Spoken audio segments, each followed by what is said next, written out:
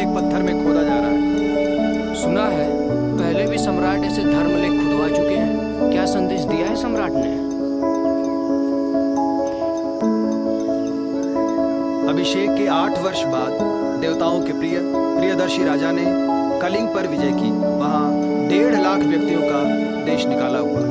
1 लाख मारे गए और इससे कई गुना मरे। इसके बाद अब जबकि कलिंग जीत लिया गया है, देवताओं के प्रिय का धर्मानुशासन, धर्म प्रेम और धर्मोपदेश तीव्र हो गया है। कलिंग जीतने पर देवताओं के प्रिय को पश्चाताप हुआ है, क्योंकि जब किसी अविजित देश की विजय की जाती है तो लोगों की हत्या, मृत्यु और देश निकाला होता है, जिससे देवताओं के प्रिय को बड़ा दुख और खेद हुआ है। जैसे कोई अपने बच्चे को किसी चतुर्धाय को सौंपकर आश्वस्त हो जाता है और सोचता है कि चतुर्धाय मेरे बच्चे को ठीक तरह से रखेगी, इसी तरह मैंने जनपद जनों के हित और सुख के लिए राजुक बनाए हैं।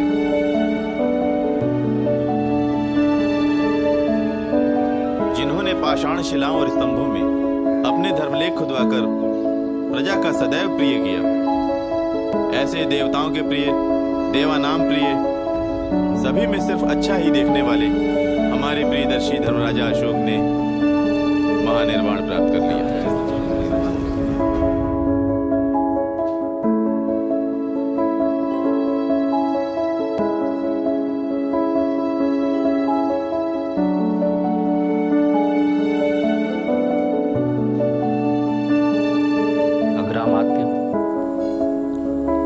सभी जा चुके हैं, अब क्या आज्ञा है? सम्राट के धर्मलेखों की प्रतिलिपि कोई नहीं। मैं उसे आखिरी बार सुनना चाहूंगा।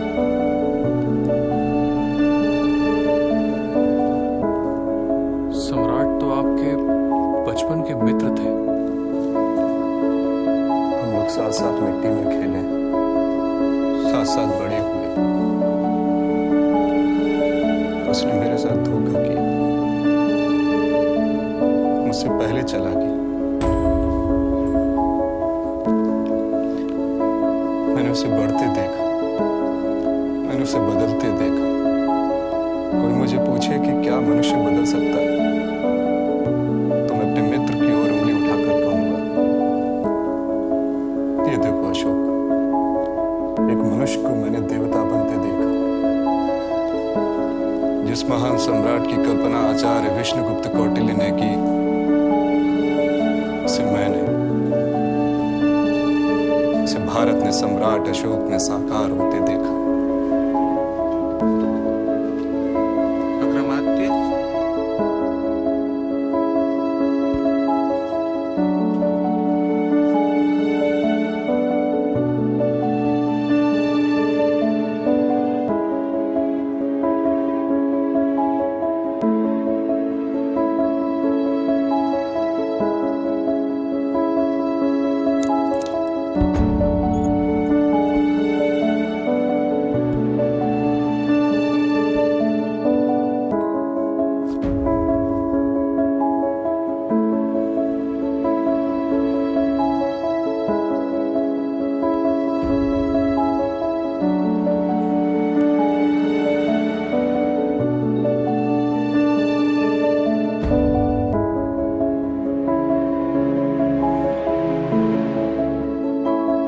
जैसे तथागत बुद्ध की शिक्षा उनकी धर्म काया है, वैसे ही पत्थर की शिलाओं और स्तंभों पर खुदे ये आलेख अशोक की धर्म काया है।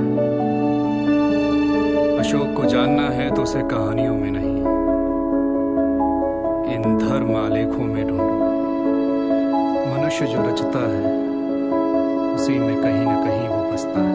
शुक्र को शुक्र नीति में, बृहस्पति को बृहस्पति नीति में, भीष्म को शांति पर्व में, कौटिल्य को अर्थशास्त्र में और अशोक को उसके धर्म आलेखों में ढूंढोगे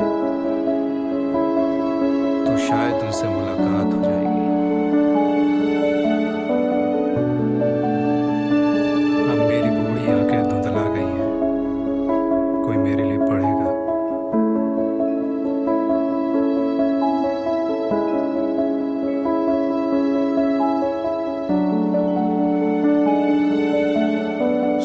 आदि से आर्यपुत्र और महामात्रों की ओर से इसला के महामात्रों को आरोग्य की कामना करना और फिर कहना, परिव्राजिका वृत्ति कामा दरिद्रा विधवा प्रगलभा ब्राह्मण्य अंतःपुरे कृत सत्कारा महामात्र कुलानि अधिगच्छेत्। महामात्र या महामात्य? कौटिल्य ने जहाँ महामात्र लिखा है उसे मैं कैसे बदलूं? दोनों का अर्थ एक ही है ना? हाँ, आर्यपुत्र। आर्यपुत्र? यहाँ आर्यपुत्र कौन है? तुम्हारे लिए मैं अशोक हूं ना दे। जानता हूँ, पर आदत बनी रहनी चाहिए ना। आप बैठे रहिए राधा गुप्त, अग्रमात्य अभी तक नहीं आया। चलो पीछे बैठो। बड़े भाई, आज मैं आगे ही बैठूंगा। जिसकी हिम्मत हो मुझे पीछे बिठाकर दिखा दे। युवराज सुसीम से तुम ऐसे कैसे बात कर सकते हो अशोक? सारे शिष्टाचार क्या मेरे लिए बने हैं? आर्यपुत्र, अगली बार ये गलती ना करना, नहीं तो हाथ ही नहीं रहेगा।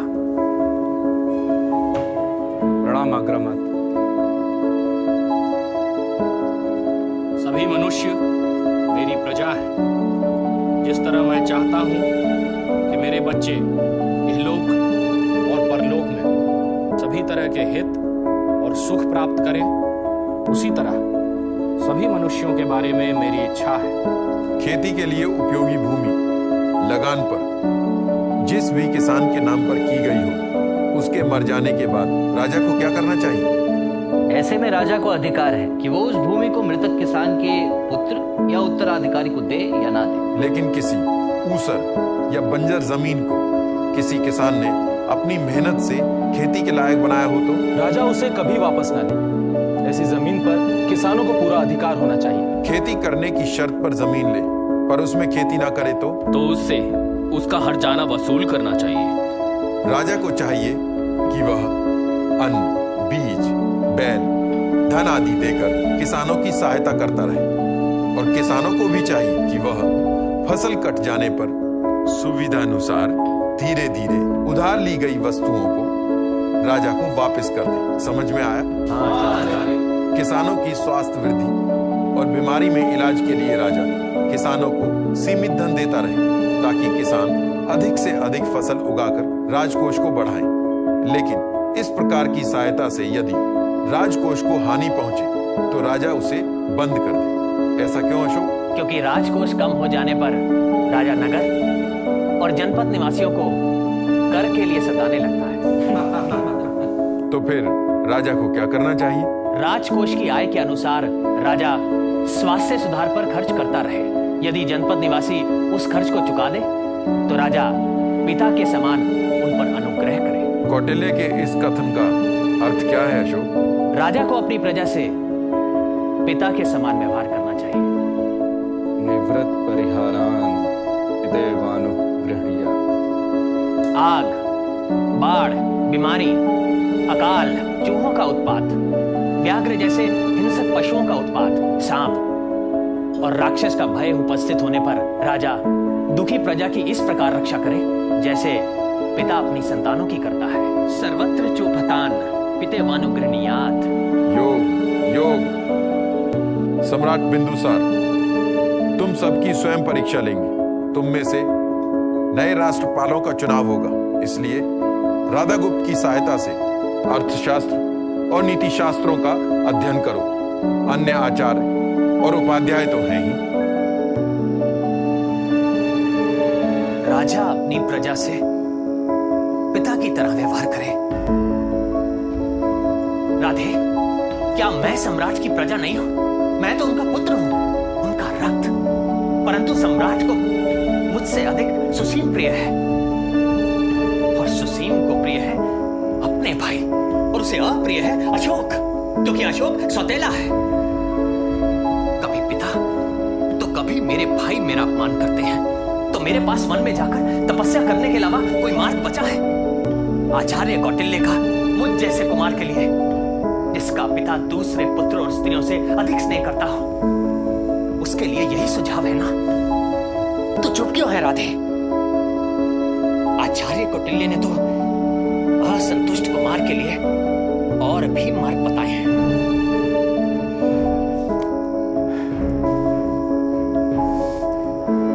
पिता से द्रोह तक।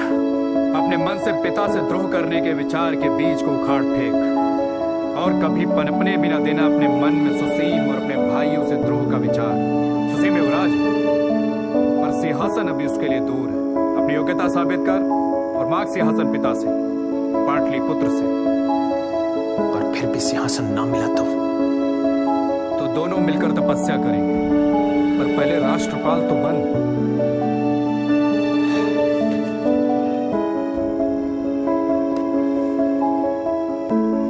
प्रत्येक जनपद में कितने घर होने चाहिए? कम से कम 100 और अधिक से अधिक 500। 2 गांवों के बीच कितनी दूरी होनी चाहिए? 1 से 2 कोस। प्रशासन के लिए साम्राज्य का विभाजन कैसे होता है? साम्राज्य का विभाजन देश या राष्ट्र में होता है। शासन के लिए देश या राष्ट्र का विभाजन कैसे होता है? देश का विभाजन स्थानीय, द्रोणमुख, खारवटिक और संग्रहण नामक समूहों में होता है। 800 गांव के समूह को स्थानीय, 400 गांव के समूह को द्रोणमुख और 200 गांव के समूह को खारवटिक और 10 गांव के समूह को संग्रहण कहते हैं। स्थानीय के अधिकारी को क्या कहते हैं? स्थानिक। स्थानिक का कर्तव्य? दुर्ग और जनपद में रहने वाले प्रत्येक परिवार की स्त्री, पुरुष, बालक, वृद्ध की संख्या, उनके वर्ण, गोत्र, नाम, कार्य, उनकी आजीविका, उनकी आमदनी और खर्च की जानकारी रखना। इसके अलावा कर न देने वालों से कर वसूल करना। स्थानिक किसके अधीन काम करता है? जनपद में स्थानिक प्रदेष्टा और समाहर्ता और नगर में नागरिक के अधीन काम करता है। समाहर्ता स्थानिक पर गुप्तचरों के माध्यम से नजर रखता है।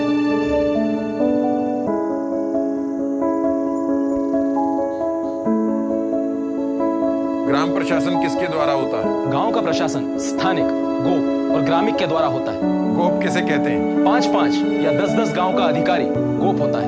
गोप क्या काम करता है? गांव की सीमा, खेतों का ब्यौरा, खेती के लायक और बंजर जमीन का ब्यौरा, बाग बगीचों के योग्य जमीन, हल, ईख, वन के योग्य जमीन, आबादी बसाने के योग्य भूमि, चैत्य, शमशान, अन्न क्षेत्र, प्याऊ, तीर्थ स्थान, चरागाह, रथ और पैदल मार्ग के योग्य जमीन का ब्यौरा बही में दर्ज करना। खेतों की लंबाई, चौड़ाई, खेतों से जाने के रास्ते, उनका नाप, किस व्यक्ति ने किस व्यक्ति को कौन सा खेत फसल उगाने के लिए दिया है, खेतों की बिक्री का ब्यौरा लिखना, किसानों को दिया हुआ ऋण, कर में की गई छूट आदि बही में दर्ज करना। इसके अलावा गांव में कितने घर हैं, जमीन के किश्त और मकानों का किराया देने वाले हैं या नहीं। इसके अतिरिक्त वर्ण के अनुसार गांव की जनसंख्या, गांव के किसान, ग्वाले, व्यापारी, मजदूर, कारीगर, दासों की संख्या, सारे पशुओं की संख्या, किससे कितना दंड, कितना सोना, कितना कर राजा को प्राप्त हुआ, सबका हिसाब बही में दर्ज होना चाहिए। गांव के सारे स्त्री, पुरुष, बालक और वृद्ध की संख्या, उनका वर्ण, गोत्र, नाम, उनकी आजीविका, उनका चरित्र, आमदनी और खर्च की जानकारी रखना और कर न देने वालों से कर वसूल करना भी गोप का काम है। गोप और स्थानिक किसके प्रति जवाबदेह हैं? गोप और स्थानिक प्रदेष्टा के प्रति जवाबदेह हैं। ग्रामिक और गांव या गांव के मुखिया को अर्थशास्त्र में क्या कहा गया है? ग्रामकूट या ग्रामाध्यक्ष। गांव में मकान बेचने के संबंध में क्या नियम है? मकान बेचने वाले मकान मालिक को चाहिए कि वो सबसे पहले अपने कुटुंबी, उसके बाद गांव की मुखिया और अंत में धनाढ्य से पूछे। मकान की कीमत कैसे तय की जाए? गांव के मुखिया, गांव के बड़े बूढ़े, दूसरे गांव के मुखिया, 40 परिवार के पुरुषों के सामने ही मकान की कीमत कही जाए। गांव के मुखिया और ग्राम वृद्धों के सामने खेत, बाग, बांध, तालाब, हौज आदि के आधार पर मकान की कीमत तय की जाए और 3 बार बोली लगाई जाए। 3 बार बोली लगाने के बाद जो खरीदार बोली बोले उसे मकान बेच देना चाहिए। और यदि बोली लगाने वालों में होड़ लग जाए तो? यदि बोली बढ़ जाए तो बढ़ा हुआ मूल्य शुल्क सहित राजकोष में जमा कर दिया जाए। बेचने वाले से ये शुल्क लिया जाए। ग्रामीण के और कर्तव्य क्या हैं? ग्राम सीमा विवाद, खेतों की सीमा विवाद, तपोवन, चरागाह, सड़कें, शमशान, देवालय, यज्ञ स्थान, पुण्य स्थान, खलिहान आदि के विवाद सुलझाना ग्रामिक का कर्तव्य है। ग्रामिक का वेतन क्या है? 500 पर्ण। कर में किसे छूट दी जाए? नए तालाब और बांध बनाने वाले को 5 वर्ष तक, यदि उनकी मरम्मत कराए तो 4 वर्ष तक, यदि उनको बड़ा करे तो 3 वर्ष तक उनसे कर न लिया जाए। इसी तरह भूमि को गिरवी रखने और बेचने पर 2 वर्ष तक कर न लिया जाए।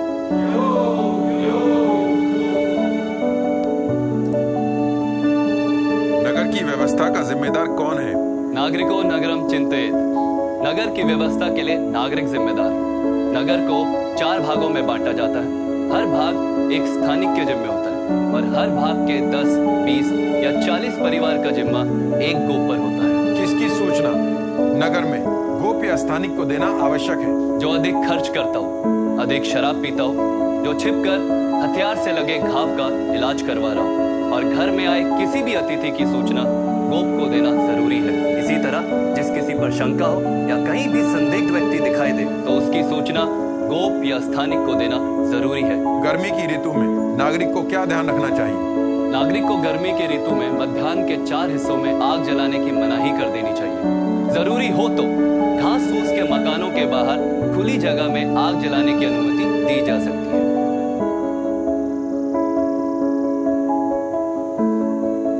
भूमि की सिंचाई के लिए राजा को क्या करना चाहिए? भूमि की सिंचाई के लिए राजा को नदियों पर बांध और वर्षा का जल एकत्र करने के लिए तालाब बनवाने चाहिए। यदि प्रजा ये काम कराना चाहे तो राजा प्रजा को तालाबों के लिए भूमि, नहरों के लिए रास्ता और अन्य जरूरी सामान आदि देकर उनकी मदद करे।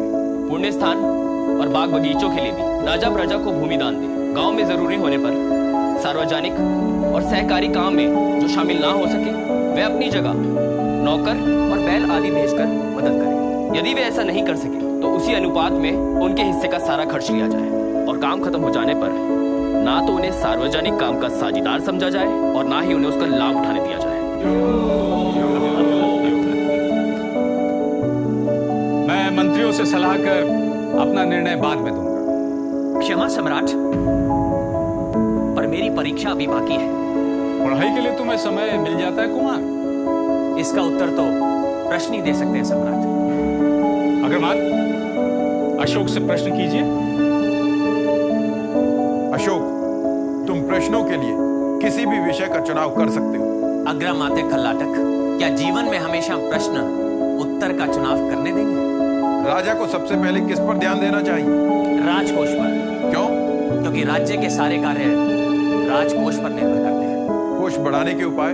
राष्ट्र की संपत्ति को बढ़ाना, राष्ट्र के चरित्र पर ध्यान रखना, चोरों पर निगरानी, राज्य के अधिकारियों को रिश्वत लेने से रोकना, खेती को बढ़ावा देना, व्यापार लायक हर वस्तु को बढ़ाना, सही कर वसूल करना, स्वर्ण आदि भेंट को स्वीकार करना, ये सब कोष वृद्धि के उपाय हैं। राज्य अधिकारी या विभागों के अध्यक्ष कैसे राज्य के धन का गबन कर सकते हैं? राज्य सेवक या राष्ट्र सेवक 40 तरीकों से राज्य के धन का गबन कर सकते हैं। आचार्य विष्णुगुप्त कौटिल्य ने अर्थशास्त्र में ये 40 तरीके बताए हैं। पहला तरीका, यदि कोई निष्पक्ष व्यक्ति या राज्य का हित चाहने वाला राजा को गबन की सूचना दे तो राजा को क्या करना चाहिए? गबन साबित हो जाने पर गबन किए हुए धन का 6वां हिस्सा सूचना देने वाले को देना चाहिए। यदि सूचना देने वाला राज्य कर्मचारी हो तो उसे 12वां हिस्सा देना चाहिए और यदि सूचना गलत हो तो सूचना देने वाले को शारीरिक या आर्थिक दंड देना चाहिए।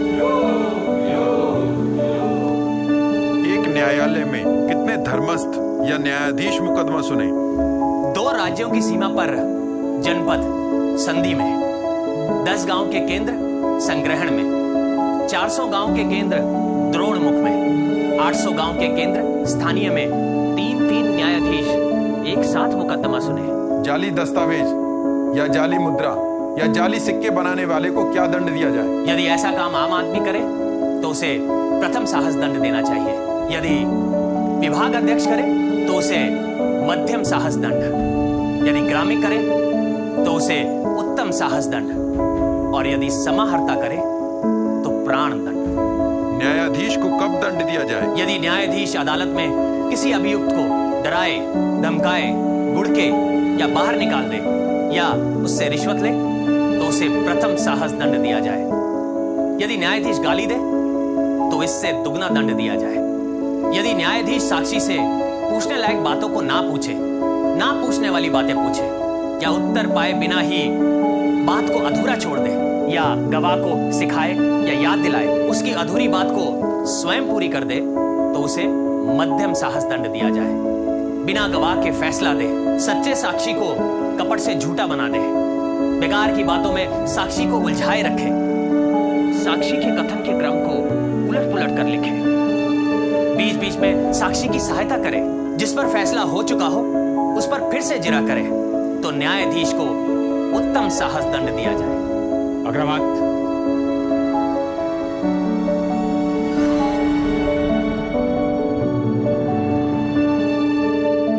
क्या हुआ? सम्राट मुझे उज्जैनी भेज रहे हैं ताकि वो जब चाहे अपने प्रिय सुसीम को सिंहासन दे सके। अशोक, तुम हर चुनौती में विपत्ति देखते हो, मैं हर विपत्ति में अवसर। राधे, मैं उज्जैनी में बैठकर क्या कर सकूंगा? कम से कम लड़ने के लिए जिंदा तो रहोगे।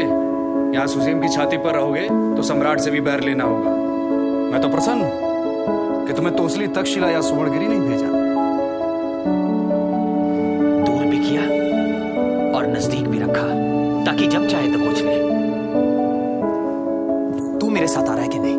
उज्जैनी में तेरे महामात्र होंगे, निर्णय तो सम्राट करेंगे, पर मेरे यहां रहने में तेरा हित है। तुझ जैसे मित्र को देने के लिए मेरे पास कुछ नहीं है राधे। मेरे पास है।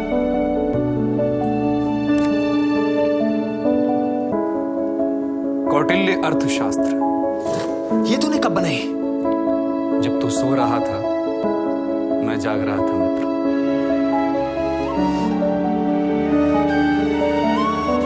यह लेख इसलिए लिखा गया है कि नगर व्यावहारिक सदा इस बात का प्रयत्न करें कि नागरिकों का अकारण बंधन या अकारण दंड ना हो, और इसलिए मैं हर 5 साल पर एक महामात्र जो नर्म, क्रोध रहित और दयालु होगा उसे यह देखने के लिए भेजूंगा कि मेरे नगर व्यावहारिक मेरे आदेशों के अनुकूल आचरण कर रहे हैं कि नहीं। उज्जैनी से भी कुमार इसी कार्य के लिए इसी प्रकार के कर्मचारियों को भेजा करेंगे और 3 साल से अधिक का अंतर नहीं होने देंगे। भाइयों, तुम सब के लिए एक बड़ी खबर है। हमारे भाई अशोक वर्धन ने उज्जैनी में विवाह कर लिया है। किससे? विदिशा के किसी साहूकार की बेटी है, नाम देवी विदिशा है, शाक्य है, बुद्ध की अनुयायी है। तब तो देवी अशोक को बुद्ध की शरण में ले जाकर रहेंगी। अच्छा है, देवी मिल गई, अब कुछ ना मिला तो कम से कम धर्म तो मिल ही जाएगा। क्यों अमात्य राधाकुंड? युवराज, जो धर्म को पा लेता है वो अर्थ, काम और मोक्ष को भी पा लेता है। ये मैं नहीं, वेद व्यास कहते हैं। मैं उसके हाथ में भीख का कटोरा देखना चाहता हूं और देकर रहूंगा एक दिन।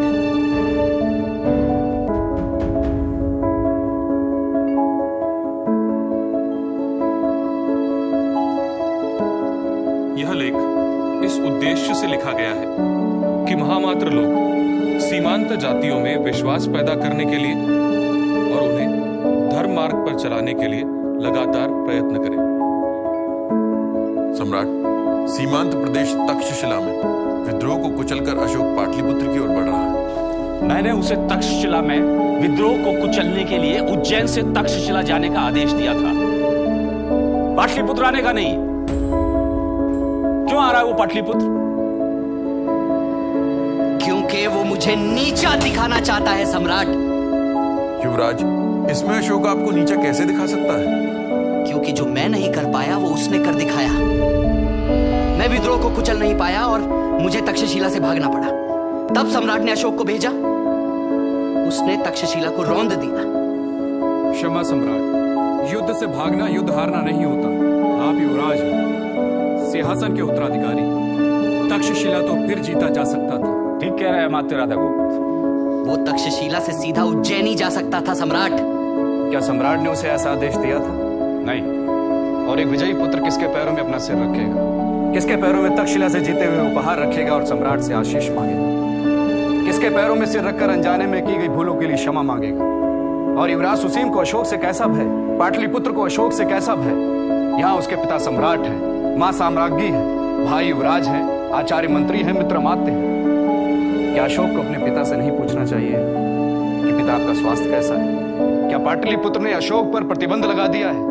क्या सिर्फ एक बुद्ध अनुयायी और एक वैश्य की बेटी से विवाह करने के कारण सम्राट उसे त्याग देंगे? देवी विदिशा भी आपकी प्रजा है सम्राट। सम्राट, अशोक का स्वागत करिए। अशोक की विजय आपकी विजय है, मौर्य साम्राज्य की विजय है। सुसीम ठीक कह रहे हैं अमात्य राधा गुप्त। अशोक का पाटलिपुत्र में स्वागत करो।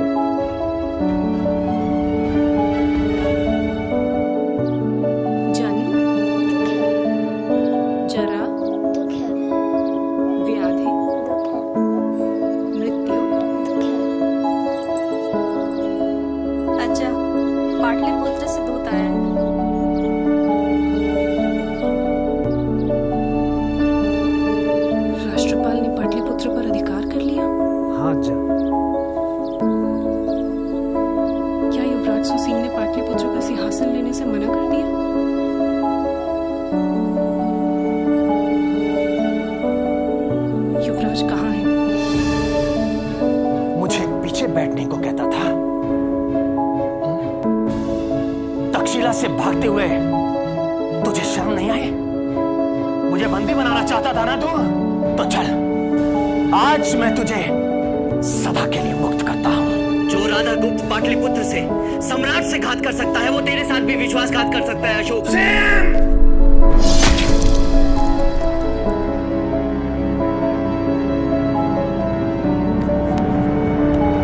विश्वास कमाना पड़ता है सुसीम, विश्वास कमाना पड़ता है। युवराज सुसीम नहीं रहे, कुमार के और भाई वे भी नहीं रहे।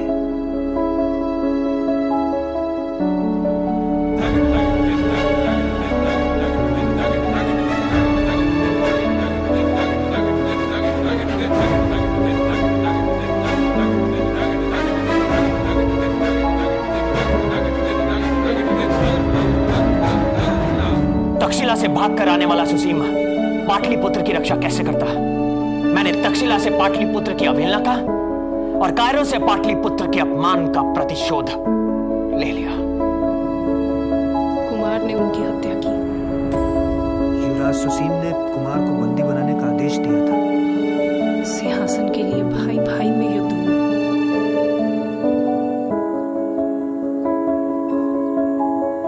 महाराज, वे इस गृह युद्ध का आघात ना सह सके और चल बसे।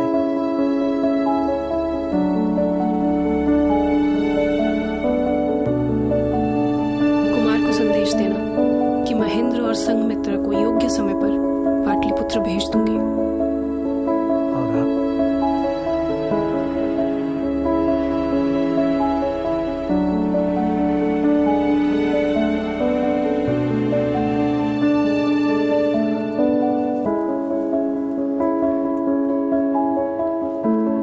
अकेला क्यों आया राधे? देवी ने पाटलिपुत्र आने से मना कर दिया। क्यों? अशोक, तुम शासन में ध्यान दे, देवी को फिर मना लेंगे। क्या कहा देवी ने? वो बुद्ध शासन की सेवा में ही रहना चाहती हैं। राधे, क्या कहा देवी ने? देवी ने मुझसे पूछा, भैया राधे, क्या सम्राट बिंदुसार चाहते थे कि एक बुद्ध अनुयायी पाटलिपुत्र की साम्राज्ञी बने? क्या मैं उस साम्राज्य का उपभोग कर सकती हूँ जिसके नियम में हिंसा की कीच और रक्त का दलदल है? पाटलिपुत्र में महेंद्र और संघमित्रा को पिता का स्नेह मिलेगा या हत्या? क्या रक्तपात को भी सही ठहराने वाली राजनीति की करुणाहीन सीख? फिर भी मैं महेंद्र और संघमित्रा को उनके पिता के पास जरूर भेजूंगी। राधे, एक बार देवी के बिना मैं रह भी लूंगा, पर महेंद्र और संघमित्रा के बिना नहीं। संभाल तो पाटलिपुत्र, मैं जा रहा हूं विदिशा। राजन, आपको स्मरण कराना मेरा धर्म है। प्रजा के सुख में राजा का सुख है, प्रजा के हित में राजा का हित है। आपकी वेदनाओं, संवेदनाओं और स्नेह से बड़ा है साम्राज्य और शासन। पहले देश संभाल लो, फिर परिवार। तो इतना क्रूर और निर्मम कैसे हो सकता है राधे? राजन, शासन का पथ स्वयं के प्रति क्रूरता और निर्ममता का ही पथ होता है।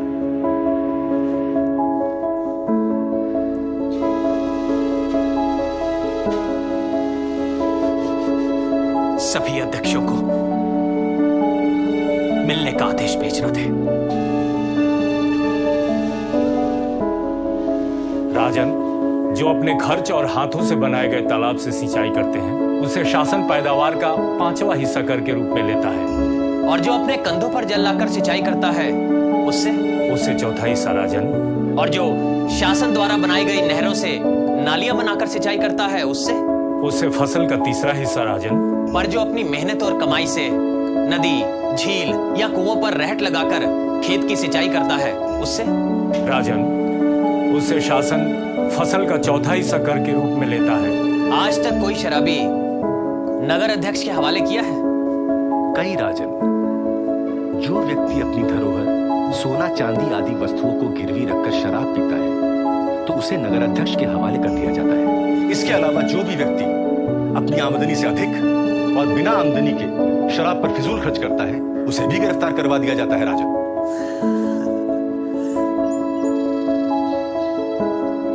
नगर में घटिया शराब क्यों बेची जा रही है?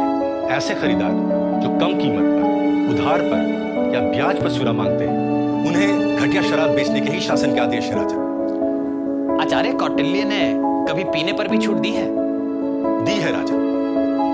उत्सव, मित्र बंधुओं के समाज और तीर्थ यात्रा के अवसर पर 4 दिन तक छूट है, पर सूराध्यक्ष की आज्ञा लेकर।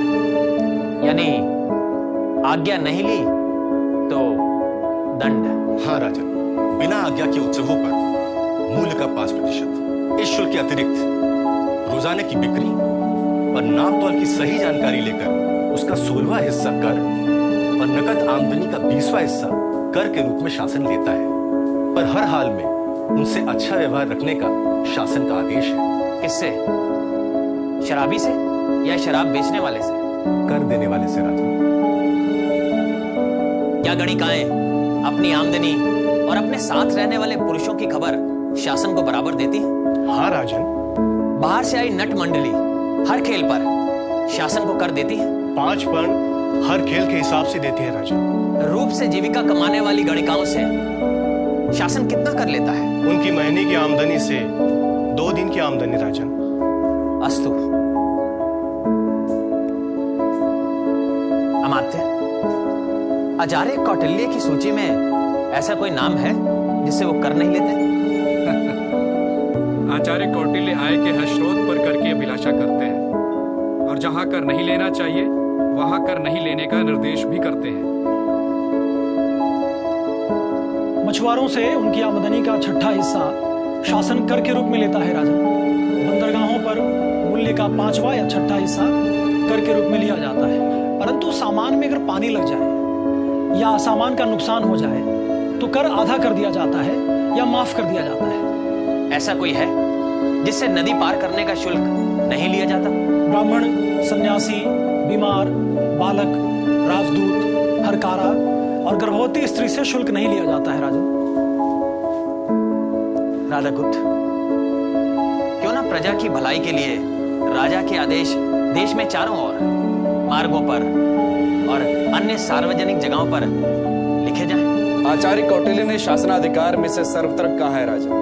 सम्राट चंद्रगुप्त और सम्राट बिंदुसार के कई लेख पत्र लकड़ी के स्तंभों पर लिखे गए हैं। 4 साल से पाटलिपुत्र कुमार अशोक के राज्याभिषेक की प्रतीक्षा कर रहा है और 4 साल से कुमार अशोक आपकी प्रतीक्षा कर रहे हैं। कब लेने आए कुमार आपको? राधे भैया, मैं गौतम बुद्ध के कुल में पैदा हुई। जानती हूँ अभिलाषा दुख का कारण है, इसलिए न कुमार से न किसी से मैं कोई अभिलाषा करती हूँ। कुमार से कहना मुझे धर्म में स्थिर रहने दे। मैं पाटलिपुत्र नहीं जा सकती।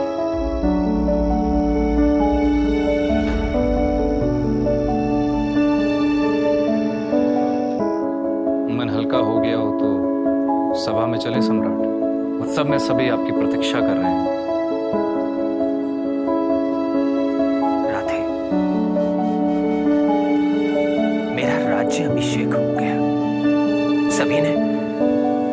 सम्राट कहकर मेरा अभिनंदन किया। मौर्य सम्राट अशोक वर्धन की जय का पहला घोष तूने किया। बचपन से आज तक सम्राट अशोक शब्द सुनने के लिए मैं तड़प रहा था, और आज जब सुना तो मैंने जाना कि इससे भी एक प्रिय शब्द है, जिसके लिए मैं अब तड़प रहा हूं।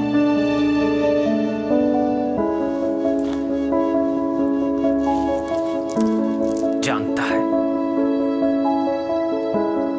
वो शब्द क्या है? मेरी बेटी संघमित्रा के मुंह से स्नेह से भीगा शब्द पिता, महेंद्र के मुंह से तात, देवी के होठों से कुमार।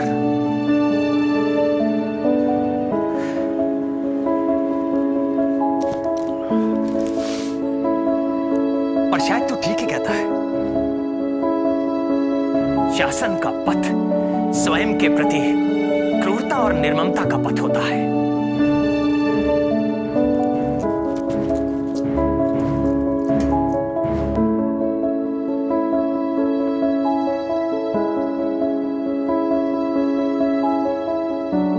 देवताओं के प्रियदर्शी राजा के राज्य में सभी जगह और जो सीमावर्ती राज्य है, जैसे चोल, पांड्य, सत्यपुत्र, केरल पुत्र, ताम्रपर्णी तक, और यवनराज अंतियोग और जो अंतियोग के भी पड़ोसी राजा है, उन सब के राज्यों तक देवताओं के प्रियदर्शी राजा ने 2 प्रकार की चिकित्सा का प्रबंध किया है, मनुष्यों की चिकित्सा और पशुओं की चिकित्सा। औषधियां भी मनुष्य के उपयोग की और पशुओं के उपयोग की जहां जहां नहीं थी वहां वहां मंगवाई गई और रोकवाई गई। इसी प्रकार मूल और फल भी जहां जहां नहीं थे वहां वहां सभी जगह मंगवाए गए और रोकवाए गए। मार्गों पर पशुओं और मनुष्यों के आराम के लिए कुएं खुदवाए गए और पेड़ भी लगवाए गए। अमात्य, आचार्य विष्णुगुप्त कौटिल्य ने भी ऐसे पौधों के बीज बाहर से मंगाने की सलाह दी है ना, जो दवा बनाने के काम आते हैं। हाँ सम्राट, अर्थशास्त्र में शुल्काध्यक्ष अध्याय में। शुल्काध्यक्ष, ऐसे बीजों की आयत पर कोई कर नहीं। प्रादेशिक, जब गृह निर्माण का नियम है कि सूती का गृह को छोड़कर सब मकानों में शौचालय होना अनिवार्य है, तो इस नियम का उल्लंघन करने वाले को दंड क्यों नहीं दिया गया? क्या ग्रामिक इस नियम से अनभिज्ञ है? मैं क्षमा चाहता हूं सम्राट। यहाँ पर स्थानिक और गोप कौन है? क्या आपके स्थानीय में हर घर में नालियों का प्रबंध है? हाँ सम्राट, 3 पद गहरी नालियां दीवार के साथ साथ या दीवार से अलग बनाई जाती हैं। किसी भी मकान मालिक के गड्ढा खोदने, शौचालय या पानी के निकलने के ठीक प्रबंध ना होने से पड़ोसियों को होने वाले कष्ट पर तुरंत कार्रवाई की जाए और दोषी गृह स्वामी को पूर्व साहस दंड दिया जाए। पानी जमा होने से किसी की दीवार को नुकसान हो तो दोषी को दंड दिया जाता है। 12 पड़ दंड दिया जाता है सम्राट। और कोई मल मूत्र आदि से मार्ग में रुकावट उत्पन्न करे तो 24 पड़ दंड दिया जाता है सम्राट। क्या मैं आशा कर सकता हूं कि भविष्य में इस तरह के विषय ग्रामीण स्तर पर ही सुधर जाएंगे? सम्राट,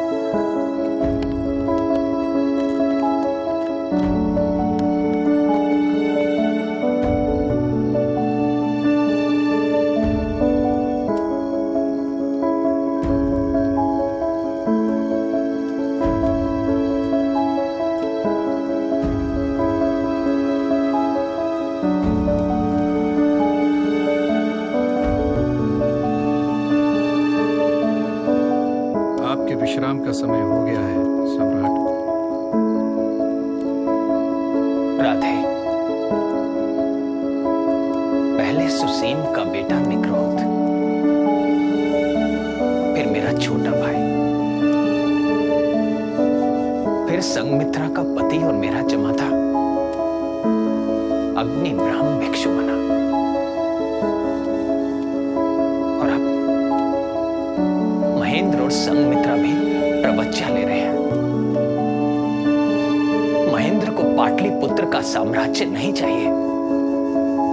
वो तो धम्म सेना का सैनिक बनना चाहता है। सम्राट अशोक का बेटा और बेटी महेंद्र और संघमित्रा घर घर जाकर भिक्षा मांगेंगे। ऐसा क्या है इस धम्म में जिसके लिए देवी ने, महेंद्र ने, संघमित्रा ने, अग्नि ब्रह्म ने, तिष्य ने संसार के सारे सुखों को ठोकर मार दी। बुद्ध उसे निर्वाण कहते हैं सम्राट, और वेद उसे मोक्ष। मोक्ष?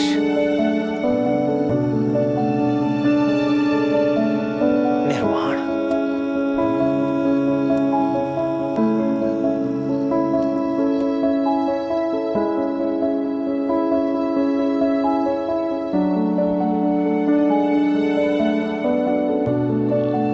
पर आज देवताओं के प्रियदर्शी राजा के धर्माचरण से भेरी का शब्द युद्ध का आह्वान नहीं बल्कि धर्म का शब्द बन गया। सम्राट अशोक की जय! सम्राट अशोक की जय! सम्राट अशोक की जय! सम्राट अशोक की जय! सम्राट अशोक की जय! सम्राट अशोक की जय! सम्राट अशोक। कितने लोग मारे गए सेनापति? लगभग 1 लाख।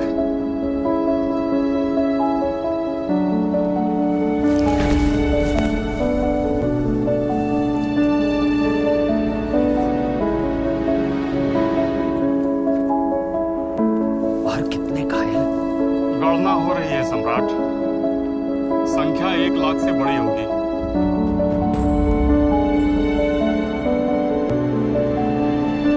ये मैंने क्या कर दिया?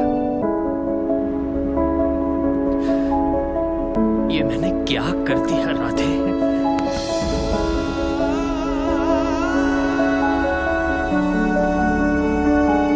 राधे, महेंद्र ने धर्म का मार्ग चुनकर सही किया, वरना आज वो भी मेरे पापों का भागी होता।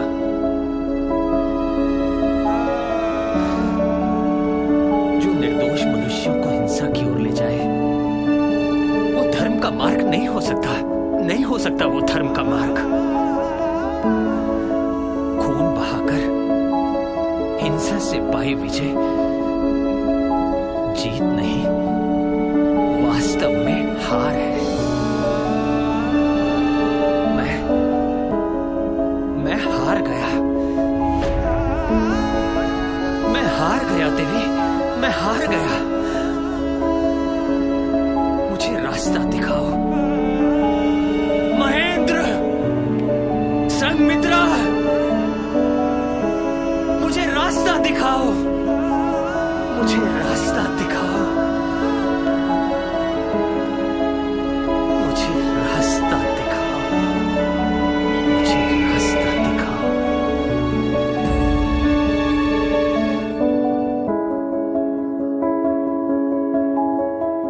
पूर्व काल में धर्म महामात्र नहीं होते थे, पर मैंने अपने अभिषेक के 13 वर्ष बाद धर्म महामात्र नियुक्त किए। ये धर्म महामात्र सभी संप्रदायों के बीच धर्म की स्थापना और वृद्धि करने के लिए नियुक्त किए गए, और यौन, गांधार, राष्ट्रिक, पितनिक और अपरांत या पश्चिमी सीमा के लोग हैं। उनमें धर्मरत लोगों के हित व सुख के लिए नियुक्त किए गए हैं। वे सैनिकों और उनके मालिकों, ब्राह्मण, सन्यासियों, गृहस्थों, अनाथों और अशक्त वृद्धों के बीच धर्म में अनुरक्त जनों के हित व सुख व क्लेश से मुक्ति दिलाने के लिए नियुक्त किए गए हैं। वे वध और बंधन के विरुद्ध प्रतिकार के लिए, क्लेश से मुक्ति के लिए और उन लोगों की रिहाई के लिए जिनके बहुत से बाल बच्चे हो या जो महाविपत्ति से ग्रस्त हो या जो अति वृद्ध हो, नियुक्त है।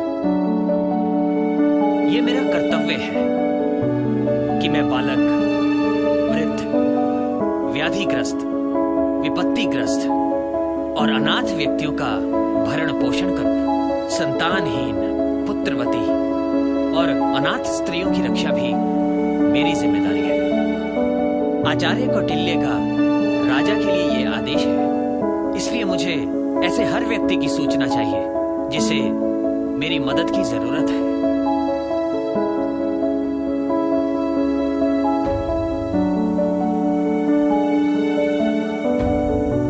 यदि कोई समर्थ होने पर भी अपने बच्चों, स्त्रियों, माता पिता, नाबालिग भाई बहन, अविवाहित या विधवा बहन का भरण पोषण नहीं करता तो उसे 12 पणों का दंड दिया जाए।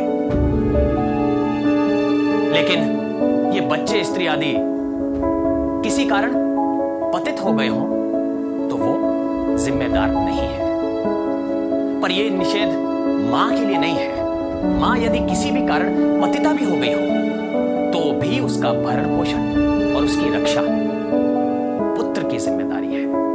बच्चों और स्त्री के जीवन निर्वाह का उचित प्रबंध किए बिना यदि कोई संन्यास लेता है तो उसे दंड देने का आचार्य कौटिल्य का आदेश है।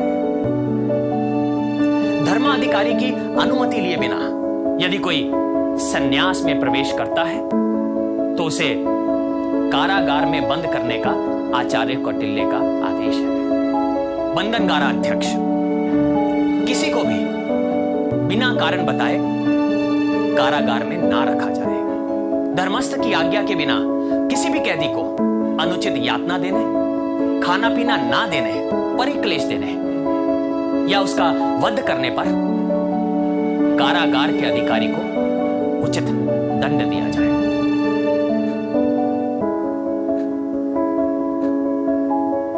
प्रतिवेदकों को हिदायत है कि हर समय, चाहे मैं खाता रहूं या रनिवास में रहूं या शयन गृह में रहूं या पशुशाला में रहूं या धर्मोपदेश स्थान में रहूं या उद्यान में रहूं, सभी जगह प्रतिवेदक मुझे प्रजा का हाल सुनाएं।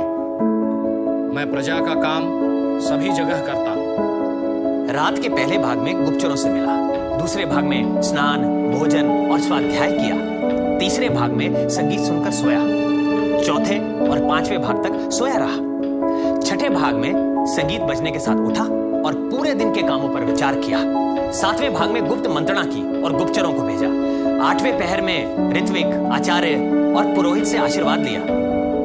आचार्य कौटिल्य ने जो जो कहा सब तो कर रहा हूं। आचार्य कौटिल्य ने राजा को अपने हिसाब से समय तय करने का भी अधिकार दिया है। अब क्या करना है राधे? बछड़े वाली गाय और बैल की प्रदक्षिणा कर राजसभा में चलना है। आज छुट्टी नहीं मिल सकती। मनु से लेकर कौटिल्य तक ने राजा की इतनी ही व्यस्त दिनचर्या रखी है। राजा अगर उद्यमी न हुआ तो जो उसने प्राप्त किया है और जो उसे प्राप्त करना है, दोनों का ही नाश हो जाता है। उद्योग, परिश्रम ही अर्थ का मूल है। और कुछ? सूत्राध्यक्ष से मिलना है। सूत्राध्यक्ष से क्यों मिलना है?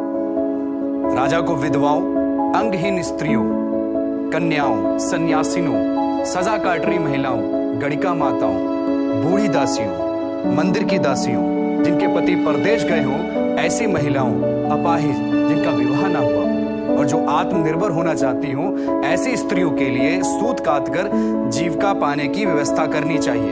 ये कौटिल्य का आदेश है।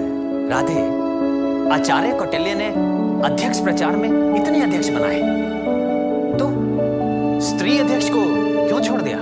तुम्हारे लिए। तुम बनाना स्त्री अध्यक्ष। अमात्य, कलिंग युद्ध ने स्त्री अध्यक्ष महामात्र की आवश्यकता महसूस करा दी देवानाम प्रिय प्रियदर्शी को। आगे पढ़ो अग्रमात्य। देवताओं का प्रिय राजा यश व कीर्ति को बड़ी भारी वस्तु नहीं समझता, सिवाय इसके लिए कि जो कुछ भी यश और कीर्ति वो चाहता है सो इसलिए कि प्रजा धर्म की सेवा और धर्म के व्रत में संप्रति और भविष्य में भी दृढ़ रहे। इसलिए देवताओं का प्रिय प्रियदर्शी राजा यश और कीर्ति की कामना करता है और जो कुछ वह पराक्रम करता है सो परलोक के लिए करता है और इसलिए कि सभी बंधन मुक्त हो जाएं। जो पाप है वही बंधन है। निरंतर पूर्व प्रयत्न, सर्वस्व त्याग के बिना कोई भी मनुष्य, चाहे वो छोटी या बड़ी हैसियत का हो, ये कार्य नहीं कर सकता। इन दोनों में बड़े आदमी के लिए तो ये और भी दुष्कर है। वाक संयम, अपने संप्रदाय का आदर और दूसरे के संप्रदाय की अकारण निंदा ना करें। अपने संप्रदाय की प्रशंसा और दूसरे के संप्रदाय की निंदा वास्तव में अपने संप्रदाय को ही गहरी क्षति पहुंचाता है। इसलिए लोग दूसरे के धर्म को ध्यान से सुने और सुनने को तैयार रहें।